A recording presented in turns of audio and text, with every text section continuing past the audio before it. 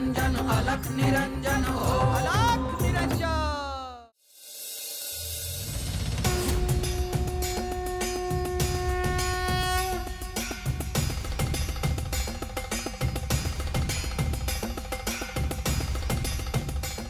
गुरुदेव,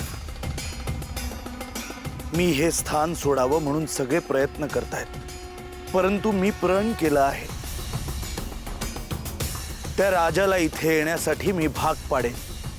आजवर ह्या प्रजेने खूप दुःख त्रास भोगला आहे, आता आणखी काही काळ त्यांना सोसावं लागेल, परंतु त्यानंतर भविष्यात त्यांच्या सगळ्या पिढ्यांचं कल्याण होईल हे निश्चित। आदेश अलख निरंजन।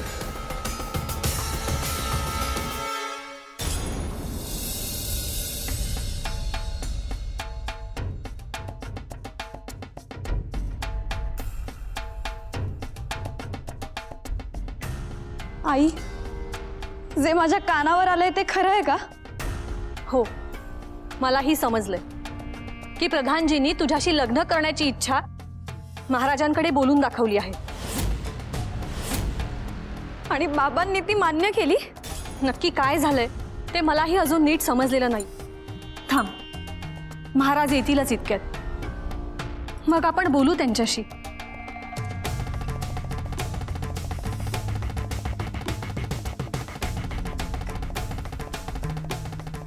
बाबा, हे खरं आहे का? प्रधानजींनी तुमच्याकडे मला लग्नासाठी मागणी घातली आहे? हो, हे खरं आहे। आणि तुम्ही ती मान्य केली?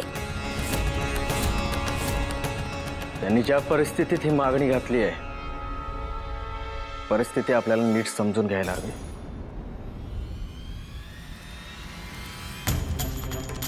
म्हणजे तुम्हाला हे मान्य आहे तर?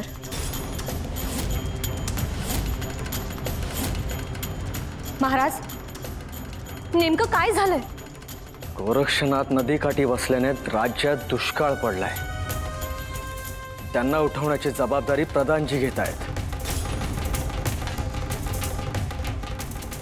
आणि त्यासाठी त्यांचं असं म्हणणं आहे की राजकन्येचा हात त्यांच्या हातात द्यावा।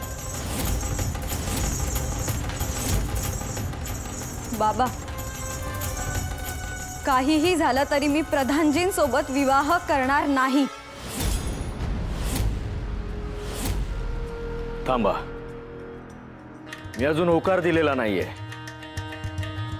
आपण काहीतरी उपाय करूयात।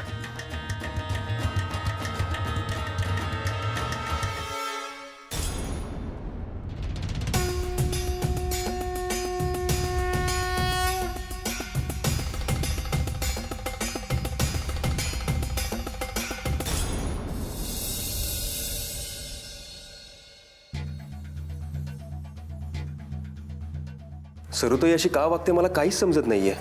मी तिला असं कधी पाहिलं नाही। सरुताई म्हणजे कशी मायाळू प्रेमळ।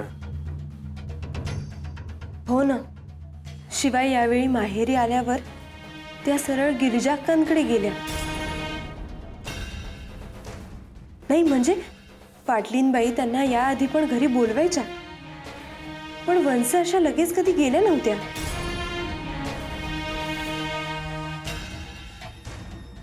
बरं, तिला नेमकं काय झालंय हे देखील कळायला काही मार्ग नाहीये।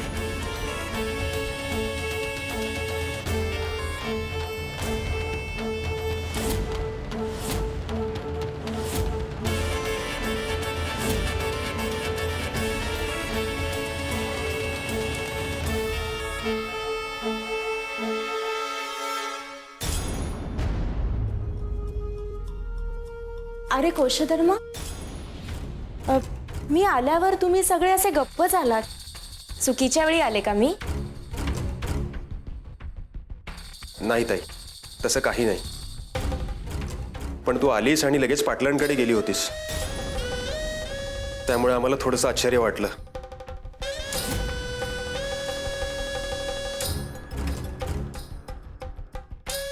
का बरं?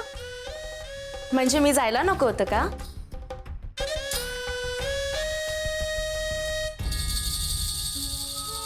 अहो वंस, त्यांनी नागनाथाला खूप त्रास दिलाय, अगदी जीवे मारण्याचा प्रयत्न सुद्धा केलाय. अरे बापरे, पण ते तसं काही बोलले नाहीत मला. अगं स्वतःच्या तोंडाने कसं सांगतील ते? कबूल केल्यासारखं नाही होणार का? होय बरोबर आहे. मला माफ करा कोशधर्म, माझं जरा चुकलंच. पण तुम्ही मला आधी सांगायचं ना, मी नसते गेले तिकडे.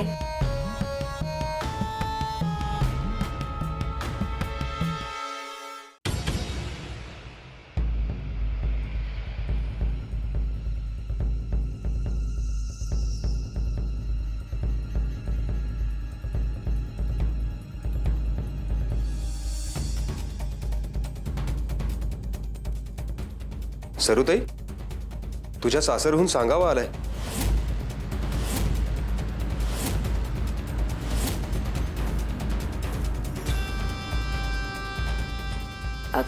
काय लिहिलंय?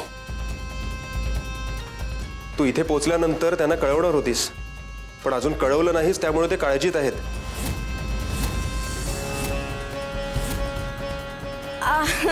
अरे हो, गडबडीत राहूनच गेलं बघ. अगं मग कळवायचं ना. असं कर ना कोशधर्म, तूच निरोप लिही आणि तूच पाठवून दे ना.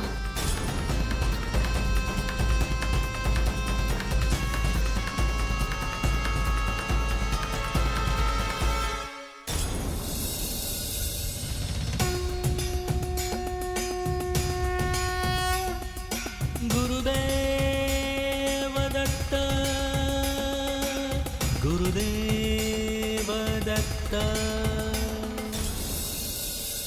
आई, आपल्या राज्याची परिस्थिती पाहता माझा विवाह होणं कठीणच दिसतंय. म्हणजे मी समजले नाही. अगं सगळ्या राज्यात दुष्काळ पडलाय, जनतेचे हाल होत आहेत. अशा वेळी आपण माझा विवाह थाटामाटात कसा करणार? लोक त्याला विरोध करतील, विवाहामध्ये विघ्न आणतील. असं काहीही होणार नाही. आणि जर कोणी विरोध केलाच तर महाराज शिक्षा करतील. त्यामुळे तू त्याचा विचार अजिबात करू नकोस.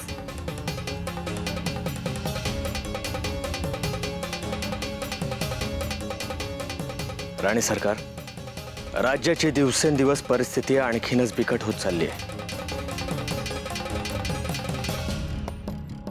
मनीषाचा विवाह सुरळीत पार पाडायचा असेल तर ती परिस्थिती सुधारण्यासाठी काहीतरी करावं लागेल.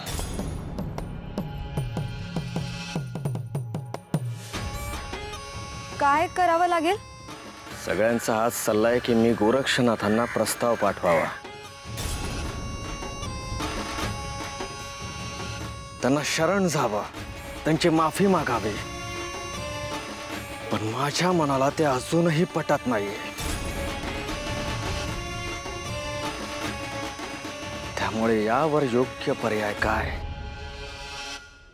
हाच विचार करतोय. आपण त्या नाथांना शरण जाण्याची अजिबात गरज नाहीये. त्यापेक्षा आपण हे प्रकरण आपल्या सेनापतींवर सोपवावं. तुम्हाला वाटतं हे त्यांना जमेल? का नाही जमणार? त्यांनीच आजवर बाहेरच्या शत्रूंपासून आपल्या राज्याचं संरक्षण केलं आहे. त्यांच्यासाठी ही गोष्ट तितकीशी कठीण नाहीये. अगदी बरोबर. तुमचा हा पर्याय मला सुद्धा योग्य वाटतोय.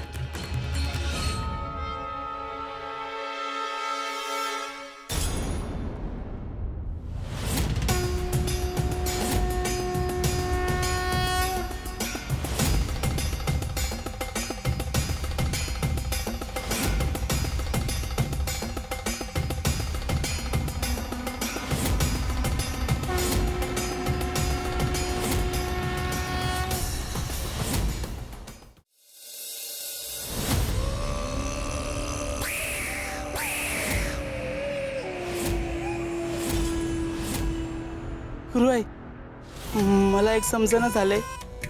तू मंत्र म्हणलीस, पूजा बी घातलीस, नाग लोकातून मोठ्या इशारी नागिनीला बोलवलंस आणि तिला नागनाथच्या आत्याचं रूप घेऊन पाठविलंस आणि खऱ्या आत्याला इथं डांबून ठेवलंस. मग आता आणखी काय राहिलं? समजा तर झालंय की.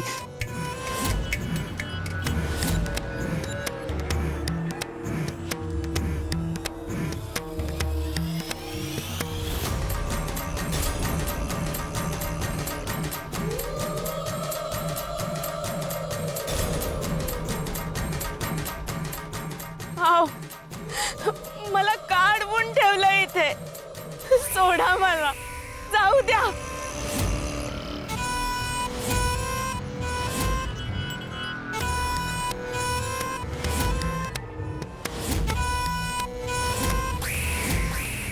तू या कुटीच्या बाहेर पाऊल तर टाकून दाखव. नाही हो, मला नाही ओलांडता येते ही चौकट. समोर सगळीकडे आग दिसते नुसती. मी तुमच्या पुढे हात जोडते, मला जाऊ द्या. मी घरी पोचले नाही तर माझ्या भावाला तिथे माझी काळजी लागली असेल. नागनाथ माझी वाट बघत असेल. सोडा मला. आवाज बंद. जोवर माझं काम होत नाही तोवर तुझे इथून सुटका नाही. आता किमान तू दिसतेस तरी आता इथून पुढे तू कुणालाही दिसणार नाहीस.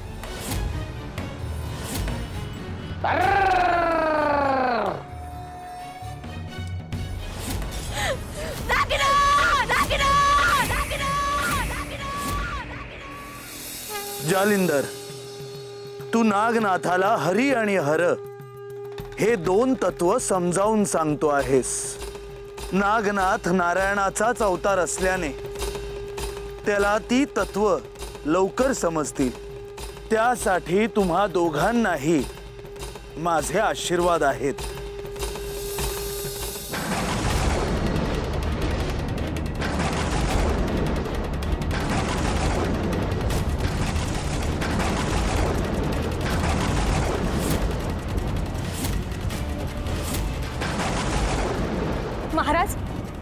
महाराज, राज्यात एवढा दुष्काळ पडलेला असताना हे अचानक असे मेघ का दाटून आलेत?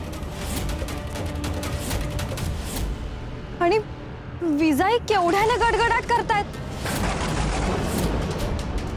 बाबा, हा अशुभ संकेत तर नाहीये ना? मनीषा, निसर्ग आहे. अचानक उष्णता वाढली की असे ढग येतात. अवकाळी म्हणतात याला. हा दुष्काळ निसर्गामुळे झालेला नाहीये. भोगमती नदी काठी ते साधू ध्यानाला बसलेत, त्यांच्यामुळे हा दुष्काळ पडलाय ना? मला या गोष्टींवर विश्वास नाही. मला फक्त एवढंच माहिती आहे की त्या दोन साधूंनी माझी सत्ता उलथवून टाकण्याचा जो प्रण केलाय, त्यांचा हा प्रण मी कदापि पूर्ण होऊ देणार नाही.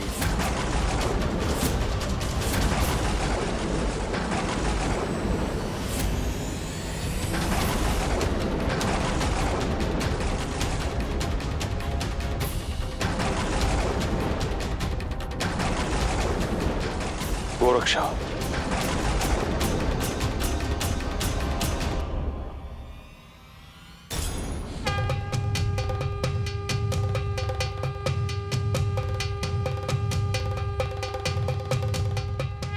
गुरुदेव, शुभम भवतु. गोरक्षक, खूप काळ लोटला तू ध्यानस्थ आहेस. नदीचं पाणीही आता कमी होत चाललं आहे. आता ह्या सगळ्याचा अंत व्हावा असं मला वाटतं. या सगळ्या गोष्टींचा अंत आता तो महेंद्र वर्माच करू शकतो. जोपर्यंत तो इथे प्रत्यक्षात येत नाही तोपर्यंत हे असंच सुरू राहणार. त्यांनी इथे येऊन क्षमा मागावी आणि सत्ता सोडावी. त्यानंतर मी हे स्थान निश्चित सोडेन. आणि गुरुदेव, मी तुम्हाला विनंती करतो, कृपया तुम्ही मला हे स्थान सोडण्याची आज्ञा करू नये. मी तुमची आज्ञा मोडू शकणार नाही गुरुदेव.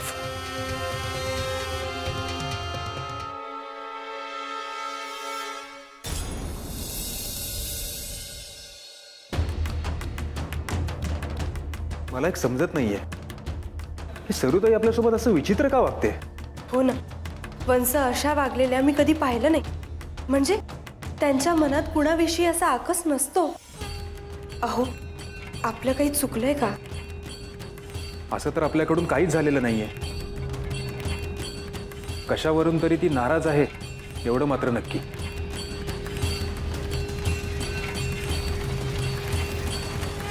नागनाथ, तू कुठे निघालास? वनात जाऊन येतो. श्री जालिंदरनाथांनी मला बोलावलंय. पुढची साधना शिकण्यासाठी मला तिथे जायचंय. बर, जा हो, पण सावकाश जा. आणि लवकर घरी ये, नाहीतर तुझी आत्या आणखीन प्रश्न विचारेल. हो, येतो.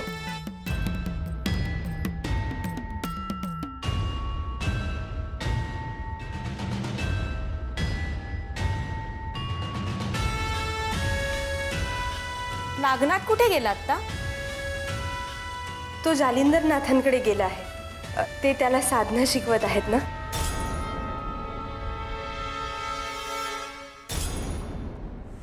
हे काय सुरू केलंय तुम्ही इकडे? हा, कोण कुठले नाथ? ते काय शिकवणार आहेत नागनाथला?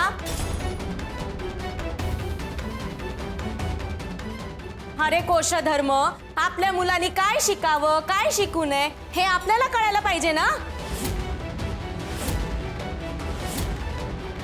पण तू असं का बोलतेस सरुताई? जालिंदरनाथ त्याला काहीतरी चांगलंच शिकवत आहेत, त्याच्याकडून काहीतरी चांगलंच करून घेत आहे. मी काय सांगतेय हे तुला समजत नाहीये का? लहान मुलं लहान वयात जे शिकतात तेच मोठ्यापणी त्यांना कामी येतं. त्यामुळे नागनाथला हे असं काही शिकवू नका. उद्यापासून नागनाथ तिथे गेला नाही पाहिजे, समजलं?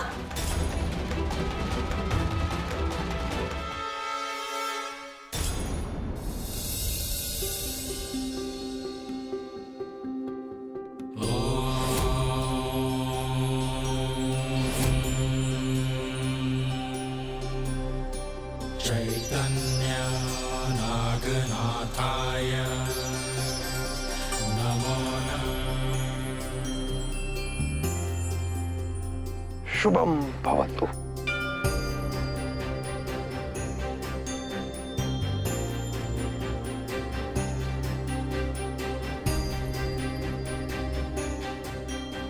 आसन ग्रहण कर.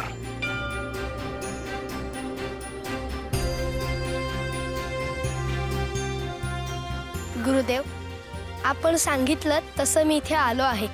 आपण सांगाल तसा कठोर तप करायला मी तयार आहे. नागनाथ, आज खऱ्या अर्थाने तुझी साधना सुरू होणार आहे. भविष्यात तुला संपूर्ण विश्वात भ्रमण करायचे आहे. इथल्या मनुष्यासाठी आणि जीवसृष्टीसाठी तुला कार्य करायचे आहे आणि हीच सद्गुरूंची इच्छा आहे. गुरुदेव, आपल्या आणि दत्तगुरूंच्या आशीर्वादाने मला ते कार्य करायचे आहे. होय, तुझ्या जन्माचा मूळ उद्देश हाच आहे नागनाथ.